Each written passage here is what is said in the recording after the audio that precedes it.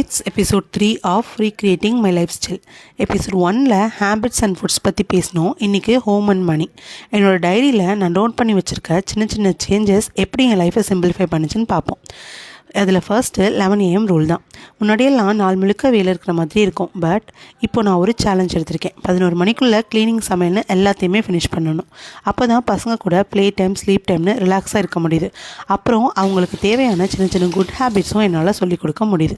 அது மட்டும் இல்லாமல் அவங்களுக்கு இப்போவே சேவிங் ஹேபிட்ஸை சொல்லிக் கொடுக்க ஒரு ஜாரை வாங்கி வச்சுருக்கேன். அது ரெடி பண்ணி வச்சுருக்கனால அவங்க அதில் காயின்ஸ் போட்டு ஹாப்பியாக இருக்கிறாங்க. அப்புறம் ஹெல்த்தியாக சாப்பிட்ணும். அது மட்டும் இல்லாமல் பட்ஜெட் ஃப்ரெண்ட்லியாகவும் இருக்கணும்னு ஹெல்த்தி கிராசரிஸும் பிளான் பண்ணேன். இதனால் எனக்கு ஜங்க் ஃபுட் வாங்குறது ரொம்பவே கம்மியாயிடுச்சு. சேவிங்ஸ்னு வந்துட்டால் 2 விஷயம் இருக்குது. 1 ஷார்ட் டேர்ம் கோல்ஸ், அதாவது இப்போ உடனே தேவைப்படுற ப்ராக்டிக்கல் விஷயங்கள். 2 லாங் டேர்ம் கோல்ஸ், அது நம்ம ஃப்யூச்சருக்கு இன்வெஸ்ட் பண்ணி வைக்கிறது. இதில் ஹைலைட்டே என்னோட 100 டே சேலஞ்ச் தான். 100 நாளில் 1 lakh சேவ் பண்ண முடியுமான்னு ஒரு ட்ரை பண்ணிகிட்ருக்கேன். டார்கெட் பெருசு தான், ஆனால் ஃபோக்கஸ்டு பண்ணால் நான் ஆசைப்படுற கடன் இல்லாத வாழ்க்கையை என்னால் வாழ முடியும்னு நான் நம்புகிறேன். இந்த மாதிரி சின்ன சின்ன விஷயங்கள் தான் நம்ம லைஃப்பை பெருசாக கொண்டு வரணும்னு நான் நினைக்கிறேன். இந்த வீடியோ உங்களுக்கு பிடிச்சிருந்தா மறக்காமல் லைக் பண்ணிவிட்டு எனக்கு கமெண்ட்டில் உங்கள் ஹோமை எப்படி மேனேஜ் பண்ணுறேன்னு சொல்லுங்கள். அடுத்த வீடியோவுக்கு மறக்காமல் என்ன ஃபாலோ பண்ணிக்கோங்க.